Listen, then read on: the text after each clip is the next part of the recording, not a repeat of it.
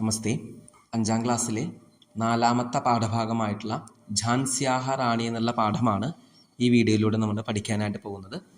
അപ്പോൾ ഈ ഒരു പാഠത്തിൽ ഝാൻസിയിലെ മഹാറാണിയായിട്ടുള്ള റാണി ലക്ഷ്മിബായി അദ്ദേഹത്തെക്കുറിച്ചിട്ടുള്ള ഒരു കഥയാണ് ഈ ഒരു പാഠത്തിലൂടെ നമ്മൾ മനസ്സിലാക്കുന്നത്. ചതുർത്ഥഃ പാഠഃ ഝാൻസ്യാഹ റാണി. ഹേ മനു ഹേ മനു നാനാ ഉച്ചൈഹി ആഹ്വയത്. അല്ലയോ മനു അല്ലയോ മനു, നാന ഉറക്കേ വിളിച്ചു. സഹ ഭയചകിതഃ നേത്രയോഹോ നിമീലനം അകരോത്. അദ്ദേഹം പേടിച്ചുകൊണ്ട് കണ്ണുകളൊക്കെ അടച്ച് ഇരിക്കുകയാണ്. അചിരാത് ഏവ ഏഷഃ വരാഹഃ മാം ഹനിഷ്യതി നാന അചിന്തയത്. പെട്ടെന്ന് തന്നെ, അചിരാത് എന്ന് വെച്ചാൽ സഡൻലി, പെട്ടെന്ന് തന്നെ ആ വരാഹം, ആ ഒരു പന്നി എന്നെ കൊല്ലും എന്ന് നാന വിചാരിച്ചു. തഥാ ഏവ വിദ്യുത് ഇവ സ വരാഹസ്യ ഉപരി ആപത്. അപ്പോൾ തന്നെയാണ് ഒരു വൈദ്യുതി പോലെ, ഇടിമിന്നൽ പോലെ പെട്ടെന്ന് തന്നെ ആ ഒരു വരാഹത്തിൻ്റെ മുകളിൽ വീണത്. ഘോരശബ്ദേന സഹ വരാഹ ഭൂമൗ അപതത്. ഘോരശബ്ദത്തോടു കൂടി ആ വരാഹം ഭൂമിയിൽ വീണു. നാനാ ആശ്ചര്യേണ നേത്രയോഹോ ഉന്മീലനം അകരു. നാനാ ആശ്ചര്യത്തോടു കൂടി കണ്ണുകളൊക്കെ തുറന്നു. തം വരാഹം മൃതം അപശ്യത്. ആ മരിച്ചു കിടക്കുന്ന വരാഹത്തെ കണ്ടു. സമീപേ തിഷ്ഠന്തീം മനുവും ച അപശ്യത്. തൊട്ടടുത്ത് തന്നെ നിൽക്കുന്ന മനുവിനെയും കണ്ടു. സകോപം കമ്പതി ആസീത് സ. അപ്പോൾ നല്ല ദേഷ്യത്തോടു കൂടി വിറയ്ക്കുന്നുണ്ടായിരുന്നു ആ ഒരു മനു. തസ്യാഹ ഛുരിക രക്തയുക്ത ആസീത്. ആ അദ്ദേഹത്തിൻ്റെ ഛുരിക എന്ന് പറഞ്ഞ വാളാണ്. വാള് രക്തയുക്ത ആസി, രക്തത്തിൻ്റെ കറ പുരണ്ടതായിരുന്നു. രക്തത്തോടു കൂടിയിട്ടുള്ള, രക്തം പറ്റിപ്പിടിച്ച വാളായിരുന്നു അദ്ദേഹത്തിൻ്റെ വാള്. മണികർണിക നാനാസാഹേബ ച മൃഗയാർത്ഥം വനമാഗതോ ആസ്താം. മണികർണിക നാനാസാഹേബ് രണ്ടുപേരും കൂടിയിട്ട് മൃഗയ ചെയ്യാനായിട്ട്, വേട്ടയാടാനായിട്ട് വനത്തിലേക്ക് വന്നതായിരുന്നു. നാനാ പിപാസയ ശ്രാന്തഃ അഭവത് തം തത്ര ഉപവേശ്യ മണികർണിക ജലം ആനേതും അഗച്ഛത്. അപ്പോൾ നാനാ പിപാസയ ശ്രാന്തഃ അഭവത്. നാനാ സാഹിബ് എന്ന് പറഞ്ഞത് മണികർണികയുടെ കൂടെ വന്നിട്ടുള്ള ആളാണ്. അദ്ദേഹം ദാഹിച്ച് വലഞ്ഞിരിക്കുകയായിരുന്നു. അപ്പം അദ്ദേഹത്തെ തൊട്ടടുത്തിരുത്തിക്കൊണ്ട് മണികർണിക വെള്ളം കൊണ്ടുവരാനായിട്ട് പോയി. അത്രാന്തരേ ഭീമാകാരഃ കശ്ചന വരാഹഃ നാനാം ആക്രമിതും ആഗച്ഛത്. അപ്പോഴാണ് ഭീമാകാരമായിട്ടുള്ള വലിയൊരു സൈസുള്ള ഒരു വരാഹം നാനയെ ആക്രമിക്കാനായിട്ട് വന്നത്. കിന്തു മണികർണികായാഹ സന്ദർഭോചിത പരാക്രമേണ ആപത് അപകത.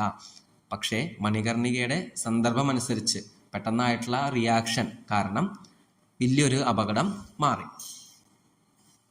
ഏഷ ഏവ ധീരാ മനു പശ്ചാത് ഝാൻസി രാജസ്യ ഗംഗാധര റാവു ഇത്യസ്യ പത്നി അഭവത്.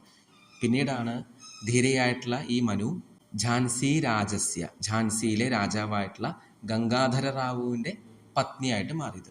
സാ റാണി ലക്ഷ്മിബായ് ഇതി നാംന പ്രജാനാം പ്രിയങ്കരിച്ച അഭവത്.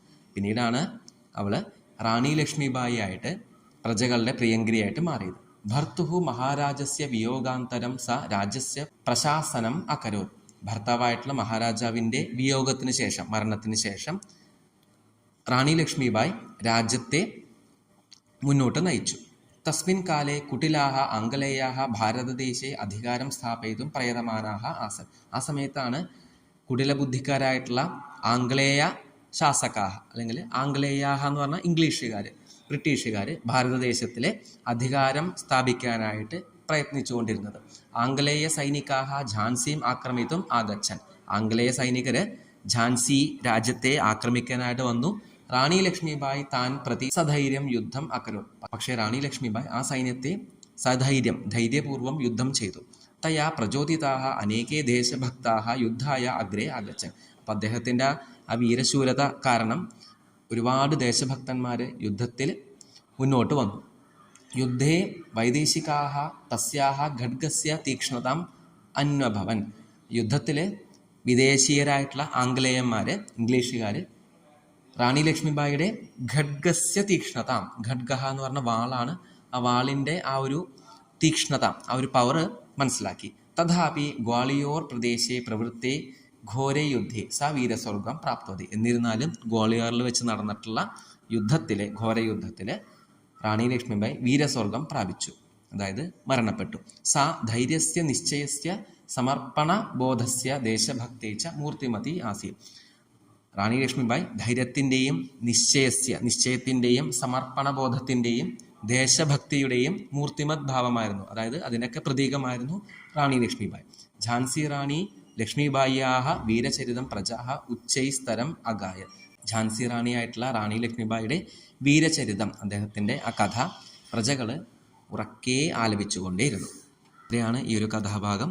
ഈ പാഠത്തിലെ ടെക്സ്റ്റ് ബുക്കിലെ എക്സസൈസുകളും ഉത്തരങ്ങളും അടുത്തൊരു വീഡിയോയിലൂടെ നമുക്ക് മനസ്സിലാക്കാം, പഠിക്കാം. ധന്യവാദാഹ.